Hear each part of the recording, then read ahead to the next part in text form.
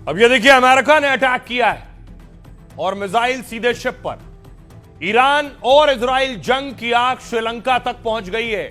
एक ईरानी जहाज पर पनडुब्बी से हमला किया गया। जहाज पर हमला अमेरिकी पनडुब्बी से किया गया बताया गया। जहाज पर हमले में 80 लोगों की जान चली गई है। दरअसल ईरानी जहाज आइरिस डेना श्रीलंका के करीब डूब रहा था। 180 लोगों को लेकर जा रहे जहाज से इमरजेंसी सिग्नल फौरन भेजे गए, जिसके बाद श्रीलंका ने युद्ध स्तर पर यहां बचाव का अभियान चलाया। बचाव अभियान में कुछ लोगों को तो बचाया जा सका। रिपोर्ट के मुताबिक जहाज अब पूरी तरह से यह डूब चुका है। जहाज पर हमले को लेकर श्रीलंका की सियासत गर्मा गई है। विपक्ष आरोप लगा रहा है कि इस जहाज पर बमबारी की गई। यह जहाज भारत में नौसेना के युद्धाभ्यास से लौट रहा था। जिस जगह पर हमला हुआ वो कन्याकुमारी से 400 किलोमीटर दूर है। इस तरह से यह जंग हुई, इसी को कहते हैं डॉग फाइट। ईरान के आसमान में इजराइल ने कत्लेआम मचा दिया है। इजरायली जेट ने ईरानी लड़ाकू विमान को हवा में ही ढेर कर दिया। तेहरान में पहली बार 2 फाइटर जेट की डॉग फाइट हुई और डॉग फाइट 2 लड़ाकू विमानों की आमने सामने की लड़ाई को कहते हैं, जिसमें पायलट दुश्मन के विमान को मार गिराने या हमले की कोशिश करता है। डॉग फाइट शब्द वर्ल्ड वॉर 1 में पहली बार इस्तेमाल हुआ था। एक दूसरे का पीछा करते विमान डॉग फाइट जैसे दिखाई देते हैं और यह है वो विमान जिसने मारा है F-35। जंग की पहली डॉग फाइट F-35 ने ईरान के याक 130 को मारा है। इजराइल को advance F-35 fighter jet America ने दिया। यह दुनिया के सबसे आधुनिक और खतरनाक जेट में गिना जाता है। F-35 करीब 1900 किलोमीटर प्रति घंटे की रफ्तार से उड़ता है। यह दुश्मन के रडार से बचते हुए तेजी से हमला कर सकता है।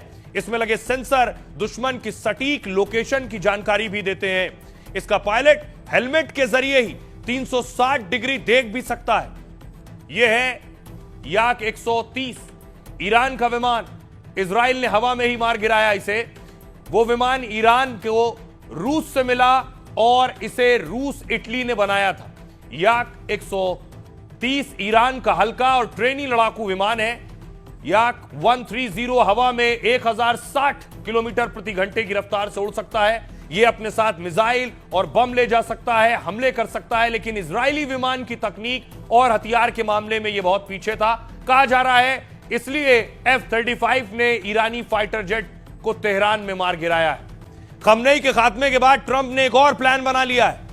अब ट्रंप ने ईरान में मनचाही सत्ता स्थापित करना चाहते हैं। रिपोर्ट के मुताबिक ट्रंप का प्लान है कि ईरान में जन विद्रोह को भड़का दिया जाए। अमेरिकी खुफिया एजेंसी CIA विद्रोहियों को हथियार देने को तैयार है। वो ईरानी विद्रोहियों को ट्रेनिंग देने की भी तैयारी कर रहे हैं ताकि ईरान के अंदर ही बगावत हो, गृहयुद्ध जैसे हालात बन जाएं। ईरान के अंदर बगावत का प्लान का बड़ा टारगेट है कुर्दिश आर्मी। आपको बता दें कि कुर्द जो है इराक और तुर्की बॉर्डर पर रहने वाला एक समूह है। इनकी संख्या 2.5 से 3.5 करोड़ है, जो एक अलग राष्ट्र की मांग करते हैं बॉर्डर्स पर ही कई इलाकों को मिलाकर। रिपोर्ट के मुताबिक अमेरिका ने कुर्द नेताओं से बात की। कहा जा रहा है कुर्द सैनिक जमीनी स्तर पर ऑपरेशन चलाएंगे। जंग के बीच ईरान लगातार कुर्द समूहों पर हमला कर रहा है। ऐसे में अगर कुर्द अमेरिका का साथ देते तो दोनों को फायदा होगा। कुर्द ईरानी सेना IRGC से बदला लेकर सत्ता से बेदखल कर सकता है। अमेरिका और इजराइल इसलिए कुर्द लड़ाकों को बढ़ावा देंगे। कुर्द ईरान, सीरिया, इराक, तुर्की के सरहदी इलाकों में रहते हैं, जिसे वो कुर्दिस्तान कहते हैं, और अलग देश की मांग करते हैं। पश्चिमी देशों की 1920 में हुई एक संधि के मुताबिक कुर्दों के लिए अलग देश बनाने पर सहमति हुई थी, लेकिन 1923 में तुर्की के नेता मुस्तफा ने संधि को खारिज कर दिया।